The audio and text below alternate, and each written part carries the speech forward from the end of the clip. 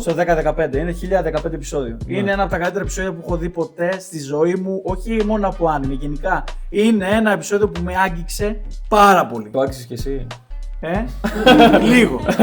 Δεν νομίζω στο Τζότζο να υπάρξει. Και εσείς που το έχετε δει. Το Τζότζο έχει άλλες στιγμές που είναι πάλι. Είναι πιο φάμπελο το Τζότζο, ρε. Θα σε αγγίξει, όχι όμως με την ψυχολογική φάση έτσι. Θα σε αγγίξει με του ενθουσιασμού. Εμένα εγώ αυτό πιστεύω. Εγώ ενθουσιαζόμουν πάρα πολύ με τον Τζότζο. Είναι δύο πολύ διαφορετικά άνιμοι για να το πεις αυτό. Είναι πολύ Ισχύει, διαφορετικά δεν άνιμε. είναι το One Piece να σε αγγίξει και να ενθουσιαστείς και να πεις μαλάκα, χαίρομαι πολύ που το έκανα αυτό, ας πούμε. Και να σε αγγίξει και Ωραία, λίγο. Δεν γράφει για αυτό το λόγο. Ναι, αλλά μπορεί να μου βάλει κάτι στο χαρακτήρα πάνω και να πω ότι αυτός ο χαρακτήρας μου αρέσει.